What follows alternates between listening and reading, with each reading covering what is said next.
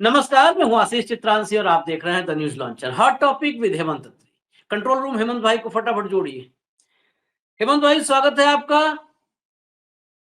आज बड़े हर्ष का दिन है, उल्लास का दिन है, जश्न मनाइए। वैसे भी हिंदू जाग चुका है। कई लोग कह रहे हैं, आप भी कई बार कहते हैं कि हिंदू सोया हुआ है। नहीं, हिंदू जाग गया है। जागने के बाद देखिए क्या होता है। जागने के बाद आदमी शौच इत्यादि जाता है, दातून मंजन करता है और फिर नहाता है। तो अभी आपने देखा, महीने भर पहले पूरे देश के हिंदू ने नहा लिया है। अब नहा करके तैयार हो गया है, फ्रेश है। अब बस लंगोट कसना है और धर्म की रक्षा के लिए उतर जाना है। इसमें टाइम लगता है। ये सब कोई मतलब ओवरनाइट नहीं हो जाता, टाइम लगता है। तो हड़बड़ाहट नहीं इसमें होनी चाहिए। 1000 साल लगेगा, फिर असली भारत की तस्वीर सामने आएगी। तो आज जो दिन है ये बड़ा महत्वपूर्ण है, क्योंकि आज मोदी जी ने संसद, जिसे हम लोकतंत्र का मंदिर कहते हैं, उस मंदिर में खड़े होकर के कहा है कि 1000 साल बाद की जो भारत की तस्वीर है, उसकी नींव डाली जानी शुरू हो गई है। हूबहू word to word, quote unquote तो अभी आप बताओगे, लेकिन मैं जो भाव समझ पाया, तो कुल मिला-जुला के मैं ये कहूं तो कोई गलत नहीं बात होगी कि आज संसद से मोदी जी ने 1000 साल का बूस्टर डोज दे दिया है अंधभक्तों को। अब 1000 साल तक उन पर कोई संक्रमण नहीं हो सकता, कोई इन्फेक्शन नहीं होगा। इन्फ्लेशन से तो मतलब ही नहीं है, तो इन्फेक्शन भी नहीं होगा। अब 1000 साल तक सेहतमंद रहेंगे, स्वस्थ रहेंगे, दुरुस्त रहेंगे। अब सीधा आप ही से मैं समझता हूं, भाई आज मौका है, वक्त भी है, दस्तूर भी है। तो ताली और थाली दोनों, थाली तो होगी घर में, तो थाली वगैरह निकालिए, आप भी ताली और थाली बजाइए। कोई आपत्ति है क्या आपको हेमंत जी? नहीं, मोदी जी की बात पे आपत्ति का सवाल ही नहीं। आशीष भाई, नमस्कार आपको, सारे दर्शक साथियों को। और बधाई कि आपको आज 1000 साल का पोस्ट डेटेड चेक दे दिया है मोदी जी ने। अभी तक तो देखिए, सबसे पहले उन्होंने इस तरह के चेक वो पहली बार नहीं दिया है। आपने देखा होगा महिला आरक्षण विधेयक कि उन्होंने पास करवा दिया संसद में, तारीख नहीं बताई उसकी कि वो कब से लागू हो जाएगा। वन नेशन वन इलेक्शन उस पर लगे पड़े हैं, तारीख नहीं बता रहे। कोई कह रहा 29 में लागू हो जाएगा, कोई कह रहा 34 में लागू हो जाएगा। अब जो है ये नया जो, उसमें कोट एंड कोट बताना चाहूंगा मैं दर्शकों के लिए ना, बहुत जरूरी है। उन्होंने कहा कि संसद के पटल पर का है, लोकसभा में आज वो प्रयागराज में जो कुंभ हुआ उसका महिमा मंडन और जिस तरीके से उसका ऐतिहासिक संदर्भ और उसका भविष्य पे जो इम्पैक्ट और वो सारी चीजें बता रहे थे। तो उसमें हालांकि एक गलती उनसे हो गई, या पता नहीं जानबूझ के ही किया होगा उन्होंने। एक तो जो कुंभ की भगदड़ में लोग मारे गए थे उनका कोई जिक्र उन्होंने नहीं किया। कुंभ के अंदर वो सैकड़ों सैकड़ों किलोमीटर की जो वो लाइनें लगी हुई थी, रोड जाम थे, ट्रैफिक जाम थे, जिसमें मेरे आप जैसे लोग सुबह शाम तक बात करते थे। आम आदमी उसी में फंसा रहता था। वीआईपी के लिए तो प्रोटोकॉल लगता था, कोई बात नहीं। तो उन अव्यवस्थाओं, उन असुविधाओं के लिए भी कोई माफी नहीं मांगी। जो कुंभ में लोग जा रहे थे और दिल्ली के रेलवे स्टेशन पर जो भगदड़ मची और उसमें जो लोग मारे गए, जिनको मोक्ष प्राप्ति हुई, उनका भी उन्होंने कोई जिक्र नहीं किया। लेकिन उन्होंने जो कहा वो बड़ा महत्वपूर्ण है। उन्होंने कहा कि पिछले वर्ष अयोध्या में राम मंदिर प्राण प्रतिष्ठा में देखा था कि कैसे देश अगले 1000 साल के लिए तैयार हो रहा है। अयोध्या के प्राण प्रतिष्ठा में 1000 साल का रेफरेंस ये केवल मोदी जी दे सकते हैं। पूरी दुनिया तो चांद पर जाने की बात कर रही है, मंगल पर जाने की बात कर रही है, पता नहीं एआई की बात कर रही है, और तो दुनिया भर की टेक्नोलॉजिकल इनोवेशन की बात कर रही है। और हम क्या कह रहे हैं कि 1000 साल के लिए देश कैसे तैयार हो रहा है। ये नहाने जो ये सीवर का पानी था जिसमें मिला हुआ, जो पानी पीने के लायक नहीं, जो नहाने के लायक नहीं था, उसमें नहा करके और 1000 साल का मोदी जी ने पोस्ट डेटेड चेक दे दिया। अब आप कहेंगे, आपने बिल्कुल ठीक कहा कि ये डोज, बेसिकली भक्तों को डोज की जरूरत पड़ क्यों रही है लगातार, ये भी आपको देखना पड़ेगा। 2 दिन पहले उन्होंने 197 मिनट का एक इंटरव्यू दिया था, तथाकथित वो मन की बात का एक अगला एडवांस रूपांतरण था। मन की बात वो अकेले करते हैं, यहाँ उन्होंने एक नमूना पकड़ के बिठा रखा था अमेरिका से बुला करके, ताकि गोरों के बीच में एक मैसेज चला जाए पूरे इंटरनेशनली कि मोदी जी इतने अध्यात्मवादी व्यक्ति हैं, पता नहीं क्या क्या बताया उन्होंने, जिस तरीके से ज्ञान दिया। तो वो करके हटे थे, उसके बाद भी शायद बात नहीं बनी। तो उन्होंने आज फिर कुंभ को लेकर के सारा ज्ञान दिया लोकसभा के अंदर। लेकिन सवाल ये है कि जो असली मुद्दे थे उनका फिर वो जिक्र करना भूल गए, कि जो अव्यवस्थाएं थी, जो लोग वहां मारे गए, जो मोक्ष को प्राप्ति हो गई स्टेशन पर, और तमाम चीजें। तो ये एक खास तरीके का, जो आपने बिल्कुल ठीक कहा, भक्तों के लिए ही है। और भक्तों को बार बार बूस्टर डोज की जरूरत पड़ रही है। और जरूरत का कारण भी, समस्या क्या है, भक्तों का परिवार ही है। मोदी जी पापा हैं और जो ताऊ है वो अमेरिका में बैठे हुए वाशिंगटन डीसी में। वो जब से 20 जनवरी को उनको कुर्सी मिली है उसके बाद उनको और कोई काम ही नहीं बचा, वो सिर्फ हिंदुस्तान के पीछे पड़े हुए हैं। वो कभी कह देते बेनकाब कर दिया, कभी कहते $21 मिलियन दे दिया, कभी वो टैरिफ को लेकर के कुछ कह देते कि भारत टैरिफ का आतंक करता है। पता नहीं क्या, हम पोस्टल बैलेट का समर्थन करते हैं, इलेक्ट्रॉनिक वोटिंग मशीन का नहीं करते। तो रह रह करके हर चीज के ऊपर, कभी ब्रिक्स के ऊपर छेड़खानी कर देते हैं। मतलब हिंदुस्तान को एम्बेरस करने का कोई मौका ताऊ जी छोड़ नहीं रहे। तो जब ताऊ जी नहीं छोड़ रहे तो फिर पापा को मैदान में आना पड़ा। और पापा के पास इसकी एक ही चीज है कि उन्होंने आज बताया भक्तों को कि देखिए महाकुंभ के अंदर अनेक अमृत निकले हैं, तो अमृत पान करा रहे हैं भक्तों को। अनेक वो निकले हैं, एकता का अमृत इसमें निकला है। एकता का अमृत आप देख रहे हो कल से नागपुर में जो चल रहा है वो एकता का यंत्र। जो व्यक्ति आशीष भाई 318 साल पहले मर चुका है, 318 साल पहले मर चुका है, उसके ऊपर आज दंगे हो रहे हैं हिंदुस्तान में। और 1000 साल का post dated cheque Modi ji दे रहे हैं। सोच के देखिए एक बार, आपका प्रोग्रेस तो ऐसा है दुनिया में भूतो न भविष्य। सोच के देखिए, केवल जो व्यक्ति 318 साल पहले मर चुका है, जो इररिलेवेंट है, जिसका आज कोई संदर्भ नहीं है, होना भी नहीं चाहिए, उस व्यक्ति पर दंगे हो रहे हैं। और मोदी जी आज संसद में खड़े होकर अनेकता में एकता की बात कर रहे हैं। नहीं हेमंत भाई, ये लगता नहीं है कि कई बार कि भविष्य की भव्य बुलंद इमारत के लिए नींव की जरूरत होती है और नींव के लिए खुदाई की जरूरत होती है? तो ऐसा नहीं लगता है कि मोदी जी ये कब्रें खोद करके, मतलब इतिहास खोद करके, कब्र नहीं कहिए इतिहास कहिए, इतिहास को खोद करके 1000 साल बाद वाले भारत की नींव के लिए ईंट उसमें डालने की कोशिश कर रहे हैं? भाई नींव खोदेंगे तभी तो 1000 साल बाद का भव्य भारत बनेगा।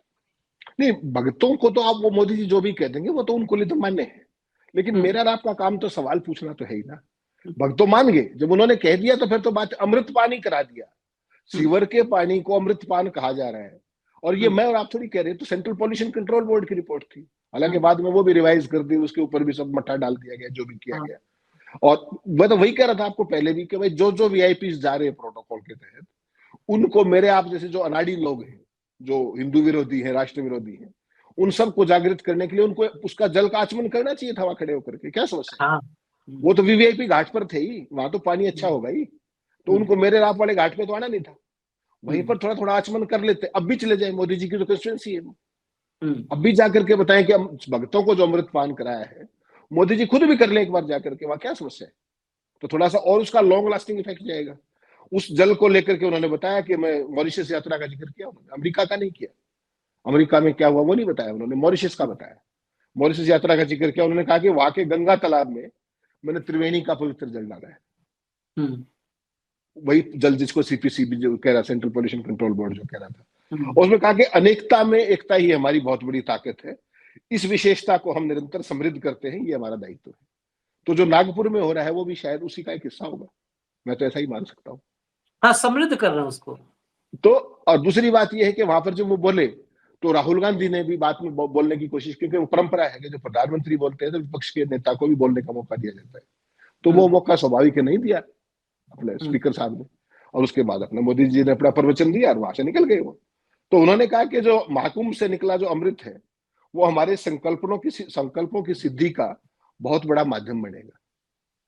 तो वो कौन सा अमृत है वो तो भगत ज्यादा जान सकते हैं, मैं और आप तो। उसमें संख्या का भी बात थी, इतने करोड़ चले गए उसमें। फिर उसमें उत्तर प्रदेश में जीएसटी का कितना लाभ हुआ, कितना बढ़ गया, उसका भी डेटा हमने शेयर किया था कि हरियाणा में ज्यादा बढ़ा। हरियाणा से तो लोग गए थे, वहां तो उतना नहीं हुआ जीएसटी में इंक्रीज, लेकिन कह दिया तो मोदी जी ने कह दिया तो बड़ा, और योगी जी ने कह दिया तो बात ही कुछ नहीं बचती फिर। तो कुल मिलाकर के आज पूरी की पूरा जो खेल था, जो बूस्टर डोज था, उसमें मुख्य था 144 साल बाद आया हुआ कुंभ। 144 साल की देखिए कैसे प्रोजेक्शन की थी। 144 साल पे बहुत लोग गए हैं कुंभ के अंदर इस बार। वो पूरा बीजेपी और आरएसएस का जो तंत्र है उसने 144 साल को ऐसा स्टेब्लिश किया कि हर व्यक्ति को ये लगा कि यार तुम नहीं गए तो जीवन काल में वो अवसर पाएगा नहीं। हाँ, आज पूरे देश में एक मैसेज चला गया। एक आईएएस अफसर की चर्चा में कर दूं, 2 बार कमिश्नर रहे जो है बनारस के, वाराणसी डीएम रहे एक बार, वो कहे कि उनके जितने रिश्तेदार थे, जब तक वो बनारस रहे तो कहते थे कि भाई किसी को आना है, नहाना धोना है तो नहा धो लो। कभी कोई नहीं आया। इस बार सब उनका कार्यकाल वगैरह रहा नहीं कि वो पावर में बैठे हों।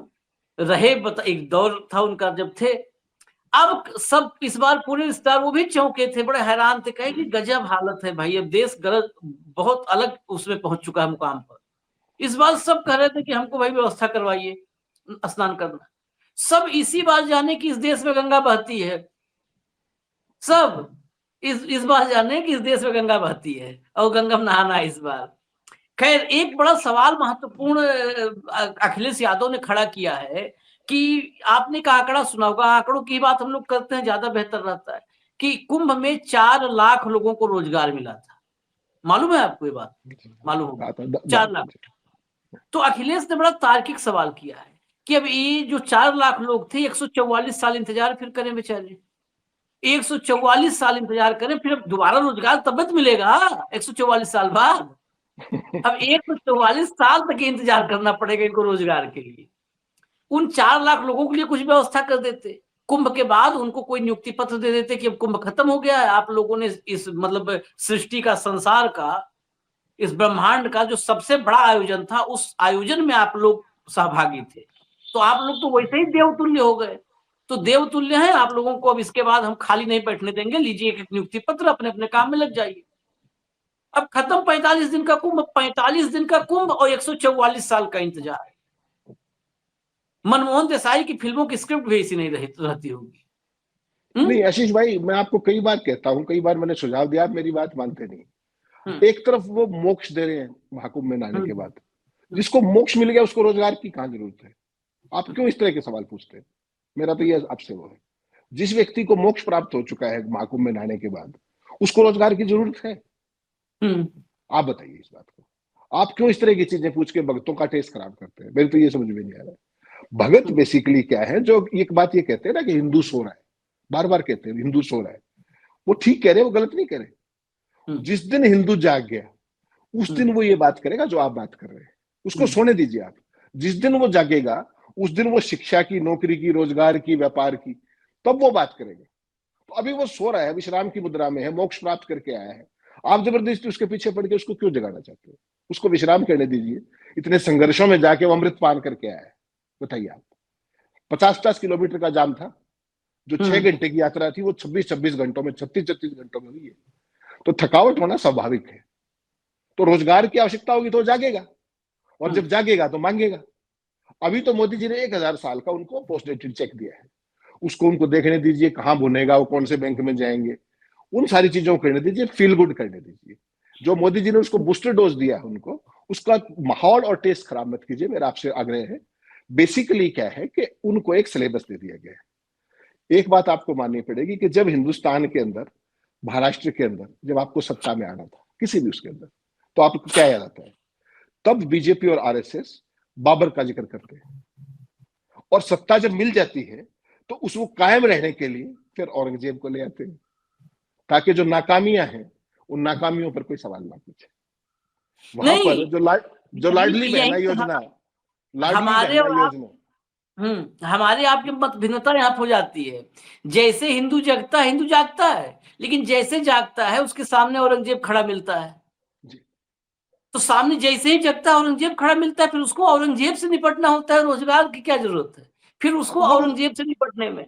फिर जब तक औरंगजेब से वो लड़ता है, लड़ते लड़ते थक जाता है, फिर सो जाता है, फिर उठता है तो कभी टीपू सुल्तान से लड़ना पड़ता है, फिर उठता है तो कभी अबू आसिम आजमी से। मतलब इतिहास से लेकर वर्तमान तक कोई न कोई एक कैरेक्टर उसके सामने रहता है कि उठता है। जैसे वो आप रामायण का युद्ध याद कीजिए कि बड़े बड़े योद्धा को जगाया जाता था कि उठो, चलो तुम्हारी बारी है लड़ने की। तो जब ये उठते हैं, सामने तमाम विपत्तियां होती हैं, उनसे लड़ना होता है, लड़के थकते हैं, फिर सो जाते हैं। तो इसलिए बहुत सारे काम हैं। मैं आपको राहुल गांधी के एक बयान को सुना देता हूं, उसके बाद वो लाडली बहना वाला, और जरा हमें एक होता है ना, श्रद्धा सुमन तो अर्पित कर दिए, तो हमारी परंपरा में रहा है, बड़ी परंपराओं की बात करते हैं। नरेंद्र मोदी ने आज उस भाषण में भी जो आपने कोट एंड कोट बताया, उसमें परंपराओं की बात किया है कि हमारी परंपराएं, मर्यादाएं, संस्कृति, इसी बात करते हैं ना। सबसे बड़ी हिंदू संस्कृति और सनातन संस्कृति है कि एक कहते हैं ना कि एक चींटी, बहुत सारे लोग जब मुगलों और मुसलमानों के प्रति हेट स्पीच करते हैं तो उसमें यही उनका उत होता है कि हमारे धर्म में तो चींटी को भी मारना गुनाह है। तो एक चींटी भी मरती है तो ये कहा जाता है कि सनातनी या हिंदू होता है तो उसको थोड़ा सा वहां पर आटा डाल देता है, कुछ करता है, मतलब कि चलो एक उसकी आत्मा शांति के लिए हो जाए, श्रद्धा सुमन हो जाए।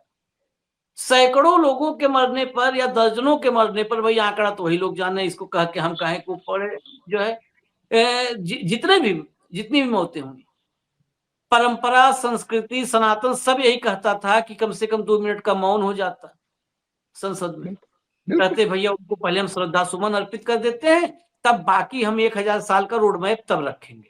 भाई 1000 साल का रोड मैप रखना तो तब रखते, वो भी नहीं किया।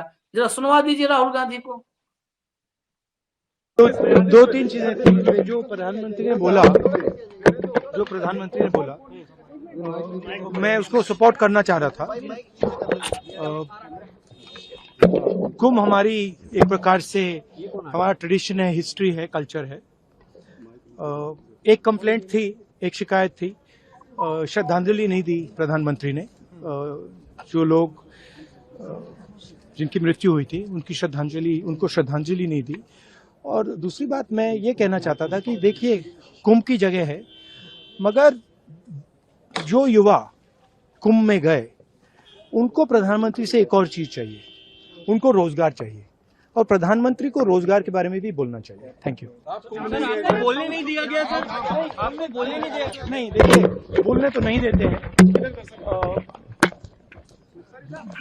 डेमोक्रेटिक जो स्ट्रक्चर है, जो एलओपी को तो मतलब परमिशन देनी चाहिए, मगर नहीं देते हैं। बट ये न्यू इंडिया है,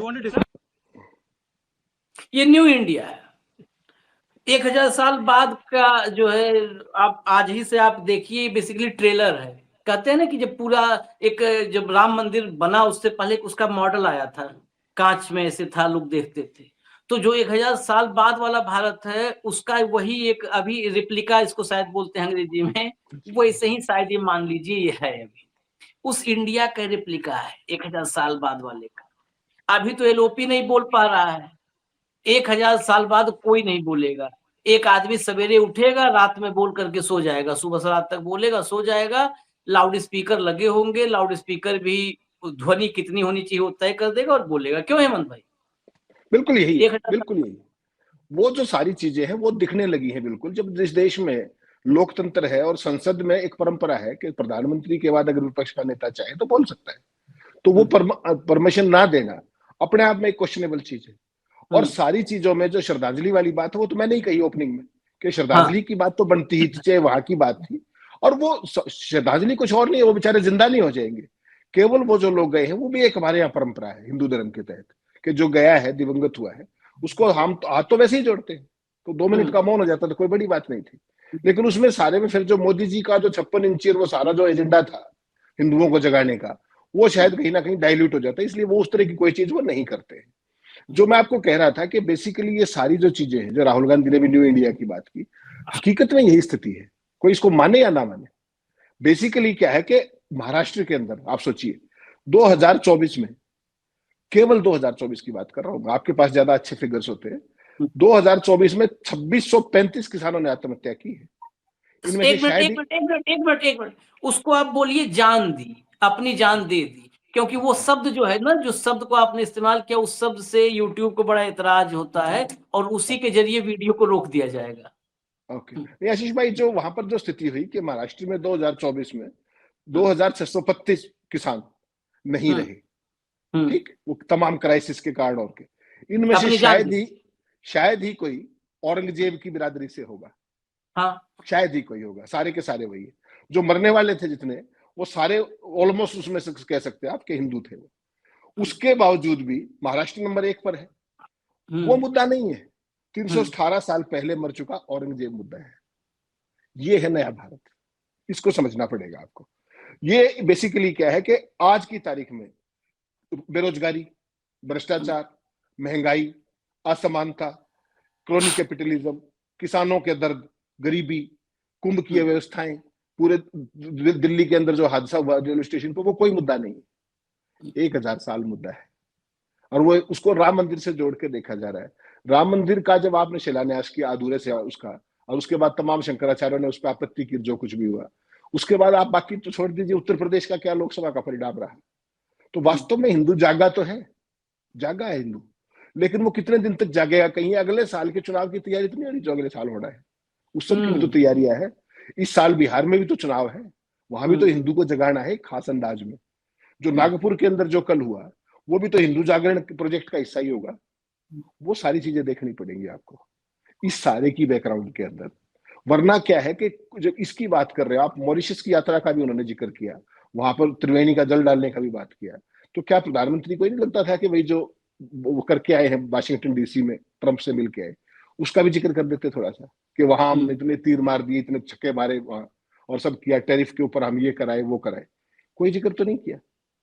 उस सारे को छुपाने के लिए ये नई बूस्टर डोज तैयार की गई थी। इसका एक मतलब और है कि जो परसों रात को जिस पे आप चर्चा कर रहे थे, 197 मिनट का जो बूस्टर दिया गया था, मेरे ख्याल वो उतना इफेक्टिव नहीं रहा भक्तों में, तो इसलिए इसकी बूस्टर की रिपीट डोज दी गई है। इससे वो थोड़ा देखते हैं वो झूमते या नहीं झूमते। मोदी जी ने तो अपना काम कर ही दिया भक्तों के लिए। हाँ, एक और भी चीज है, चलते चलते मैं एक बात और कहूं कि आपने कहा कि हजारों, ये संख्या आपने तो एक साल करना है, हजारों किसान अपनी जान महाराष्ट्र में दे चुके हैं और हर साल देते हैं। कहीं ऐसा तो नहीं कि कोई औरंगजेब की किसी नीति की वजह से शोषण हो रहा हो, इस वजह से जो है वो जान दे रहे? ये बड़ा गंभीर मैं पूछ रहा हूँ, इसको जंग मत मानिएगा, और मजाक जरा भी नहीं है। औरंगजेब की किसी नीति की वजह से उनका शोषण हो रहा हो, या औरंगजेब उनका जबरन धर्म परिवर्तन कराने के लिए अपनी सेना या सेनापति कोई भेजा हो, कोई गया हो उनका, उसका सिपह सालार गया हो, कुछ ऐसा तो नहीं हो सकता इसी मजबूरी में हो रहा हो, और फिर देवेंद्र फडणवीस उसकी रक्षा कर रहे हो? ऐसा भी तो हो सकता है। आशीष भाई, जो भी हिंदुस्तान में आज हो रहा है, जितनी भी गड़बड़ियां हैं, जो कुछ भी है, इस तरह की जो बातें हैं, उन सब के लिए या तो नेहरू जी दोषी हैं, या कांग्रेसी दोषी हैं, या औरंगजेब भी दोषी हो सकता है, क्योंकि मुगल तो इनका फेवरेट ब्रोबीट करने का एक सब्जेक्ट है। या तो मुगल है या नेहरू है, और नेहरू से भी काम ना चले तो पिछली सरकारें, इनकी सरकार किसी चीज के लिए जिम्मेदार नहीं है, ये मान के चलिए। इनके सिलेबस में भी नहीं है जिम्मेदारी लेना, जिम्मेदारी, जवाबदेही, ये दो चीज संघ के सिलेबस में नहीं होती। और सवाल जवाब, संघ के सिलेबस में सवाल भी नहीं होता, केवल और केवल प्रोपेगेंडा होता है। वो प्रधानमंत्री जी बाहर इंटरव्यू के जरिए करें, उसका संशोधित रूप लिया। देखिए, मन की बात का संशोधित रूप लिया है एक पॉडकास्ट, जिसका ना पत्रकारिता से कोई लेना देना ना है, ना भारत से कोई लेना देना है, ना उसको कूटनीति से कोई लेना देना है। केवल और केवल इसलिए कि उसने कभी ट्रंप का इंटरव्यू किया था, कभी उसने जेलेंस्की का इंटरव्यू किया था, कभी उसने बड़े बड़े सेलिब्रिटी एलन मस्क का इंटरव्यू किया था। तो मोदी जी को उस वर्ल्ड लीडर्स की लीग में खड़े होना था, इसलिए वो भी तपस्या करने के लिए यहाँ आ गया। और इंटरव्यू की शुरुआत में उसने क्या कहा कि मैंने 2 दिन तक मोदी जी से मिलने से पहले 2 दिन तक उपवास किया। जो आदमी किसी का इंटरव्यू करने से पहले उपवास कर रहा है, तो वो इंटरव्यू करेगा या उसकी भक्ति करेगा? केवल ये बता दीजिए मुझे। लेकिन भक्तों को वही पसंद है, और भक्तों को जो पसंद है वो मोदी जी को पसंद है। तो वो एक दूसरे के पूरक है। मोदी जी को पता है भक्तों को क्या चाहिए, और भक्तों को भी पता है कि मोदी जी क्या दे सकते हैं, इसलिए वो ओवर एक्सपेक्ट नहीं करते, वो सवाल नहीं पूछते, वो किसानों के बारे में नहीं पूछते, ना महाराष्ट्र के बारे में पूछते, ना देश के बारे में पूछते। उनका एक खास एजेंडा है, उस पर बेचारे लगे हुए हैं, हिंदू जागरण में लगे हुए हैं। लेकिन दिक्कत केवल मुझे उस बात से होती है कि हिंदुस्तान के अंदर हिंदू इतनी बड़ी संख्या में है, मुस्लिम उसके सामने नेग्लिजिबल है। हिंदू हृदय सम्राट देश की सत्ता पे है, 11 साल हो गए, और अब भी हिंदू क्यों खतरे में है? इसका जवाब शायद किसी के पास नहीं। हिंदू सो तो रहा है, ये तो मैंने बताया आपको, लेकिन खतरे में क्यों है ये शायद बीजेपी, आरएसएस और मोदी जी बता सकते हैं कि आज भी खतरे में क्यों है, जबकि मोदी जी सत्ता में। ये बात मान ली, समझ लीजिए। आपने वन लाइनर दे दिया, मोदी जी कभी इसका भी इस्तेमाल कर सकते हैं कि बकवास से पहले उपवास। जो वन लाइनर बनाते हैं मोदी, तो बकवास से पहले उपवास उसने किया था। ये सब का एक जवाब है कि हिंदू क्यों खतरे में है, क्योंकि 1000 साल के उम्मीद में उसको लटका के रखना है, पेंडुलम बना के लटकता रहे। वो न पूछे शेयर बाजार क्यों क्रैश हो रहा है, वो न पूछे कि रुपया क्यों गोते लगा रहा है, वो न पूछे विदेशी मुद्रा भंडार क्यों कम हो रहा है, वो न पूछे रोजगार क्यों कम हो रहा है, वो न पूछे कि विदेश में आप घुटने क्यों टेक रहे हैं, वो न पूछे देश में अशांति क्यों है, वो न पूछे हिंदू मुसलमान क्यों हो रहा है, वो न पूछे गलवान का क्या हाल है, ताजा तस्वीर बता दीजिए, वो न पूछे पड़ोसी आपके दुश्मन क्यों होते जा रहे हैं, वो न पूछे इकोनॉमी कोलैप्स होने के कगार पर क्यों नजर आती है बार बार, वो न पूछे इसीलिए क्योंकि जब पूछे कोई भी, आप हम पूछें तो किसी अंधभक्त से पूछेंगे तो आपको कहेगा क्या, कहेगा थोड़ी तो कुर्बानी देनी पड़ेगी, 1000 साल बाद देखना क्या होगा, 1000 साल बाद देखना क्या होगा। तो देखना क्या होगा, हाँ, हम तो रोज देख रहे हैं और आपको भी दिखाने की कोशिश कर रहे हैं। कल फिर मिलेंगे हेमंत भाई के साथ, कार्यक्रम यही होगा, हॉट टॉपिक विद हेमंत अत्री। नमस्कार।